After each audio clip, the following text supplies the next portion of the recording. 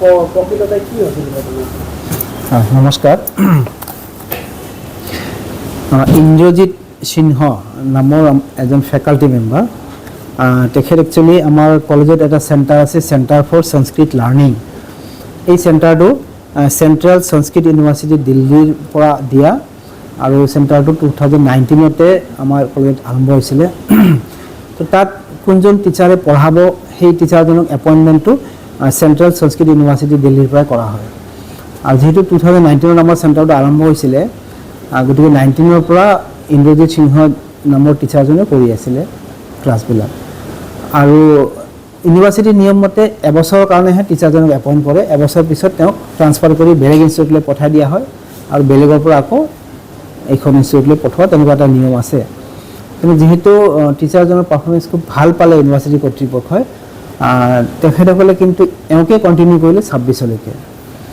কিন্তু সিদিনাখন মই বিভিন্ন সংবাদ মাধ্যমৰ যোগেদি যিটো খবৰ শুনি মোৰ মনটো খুব বেয়া লাগিল তেখেতে ইয়াতে কলেজৰ ওচৰতে প্যাৰীমোহন লেন বুলি এটা কলনী আছে তাতে থাকে আৰু কাষতে এজনী ছাত্ৰীজনী একচুৱেলি BN কলেজৰ নহয় ছাত্ৰীজনী BEd কলেজত পঢ়িছিলে গতিকে তেখেতে কিবা এটা অলপ যিখিনি কৰিব নলগীয়া তেনেকুৱা এটা ষ্টেপ লৈছিলে কথাখিনি শুনি মই আপোনালোকৰ সন্মুখত ক'বলৈ মোৰ বৰ দুখ লাগিছে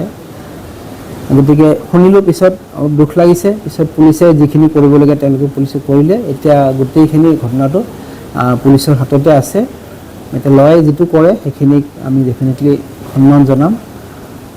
তেখেতে যিখিনি যদি কিবা ভুল কৰিছে তাৰ পানিছমেণ্ট পাব লাগে সেইটো ময়ো কওঁ কাৰণ ছাত্ৰীসকলৰ জীৱন আমাৰ হাততে থাকে আমি ছাত্ৰ ছাত্ৰীসকলক নিজৰ ল'ৰা ছোৱালীৰ নিচিনাকৈ মৰম কৰোঁ গতিকে সেইখিনি কথা আছে নহয় এনেকুৱা ধৰণৰ ঘটনাটো কোনোপধ্যে গ্ৰহণযোগ্য নহয়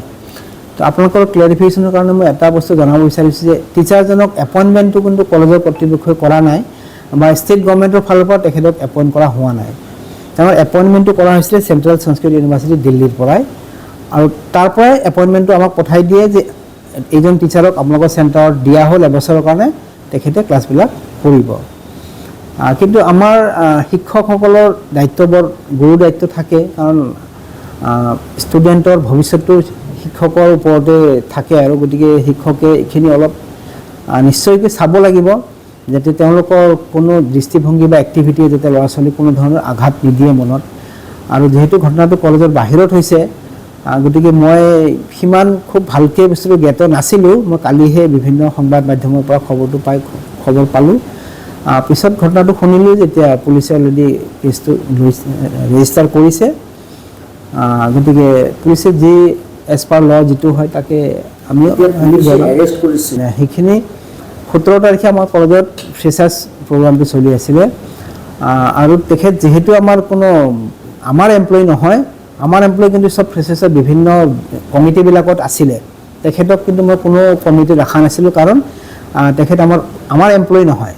তেখেতক আমাৰ চেণ্ট্ৰেল ইউনিভাৰ্চিটি দিল্লীয়েহে এপইণ্ট কৰে গতিকে তেখেত ঘটনাটো কলেজৰ ভিতৰত কোনো ঘটনা ঘটা নাই আৰু ছোৱালীজনী আমাৰ BN কলেজৰ ষ্টুডেণ্টো নহয় তাই BEd কলেজ ঝগৰাপাৰত পঢ়ি আছিলে আৰু ঘটনাটো মই শুনা মতে প্যাৰীমোহন লেনতে হোৱা ঘটনা এটা আৰু মানে কলেজৰ লগত কোনো ধৰণৰ সম্বন্ধ নাই কলেজৰ কোনো সম্বন্ধ নাই কলেজৰ এটা কথা আপোনালোকে ক'ব পাৰে যে চেণ্টাৰটো BN কলেজত সেইখিনিয়ে BN কলেজৰ নাম আৰু ইয়াৰ ওপৰত মই আৰু এটা চাওক এইবোৰ ঘটনা একেবাৰে গ্ৰহণযোগ্য নহয় কাৰণ মা দেউতাই ল'ৰা ছোৱালীক জন্ম দি ডাঙৰ দীঘল কৰাৰ পিছৰ মানুহ হিচাপে গঢ়ি তোলাৰ দায়িত্বটো কিন্তু শিক্ষকৰ ওপৰতে থাকে গতিকে মা দেউতাই আমাক এটা ভৰসা কৰি আমাৰ সন্মুখত ল'ৰা ছোৱালীক এৰি দিছে BN কলেজত এতিয়া 4492জন ল'ৰা ছোৱালী পঢ়া শুনা কৰি আছে আৰু প্ৰত্যেকজন ল'ৰা ছোৱালীক মই বা আমাৰ কলেজৰ প্ৰত্যেকজন শিক্ষক শিক্ষয়িত্ৰীয়ে কিন্তু নিজৰ ল'ৰা ছোৱালীৰ নিচিনাকৈ চায় আপোনালোকক জনাবলৈ পাই মই বৰ সুখী হ'ম যে এইবাৰ যিটো গুৱাহাটী ইউনিভাৰ্চিটিৰ ৰিজাল্ট দিলে আমাৰ 6th ছেমিষ্টাৰৰ তাত 16জনকৈ ছাত্ৰ ছাত্ৰীয়ে টপ 5 ৰেংক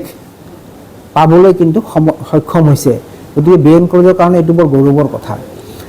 তাৰ মাজতে আমি যেতিয়া এনেকুৱা ধৰণৰ ঘটনাবিলাক শুনো তেতিয়া আমাৰ কিন্তু মনবিলাক খুব দুখ লাগে বৰ কৰুণ এটা পৰিস্থিতি আহি যায় আমি মানে কিবা এটা বাট মাতিবলৈ আমাৰ অসুবিধা হৈ যায় গতিকে এনেকুৱা ধৰণৰ ঘটনা কোনোপধ্যে গ্ৰহণযোগ্য নহয় বুলি মই একে আখাৰে কম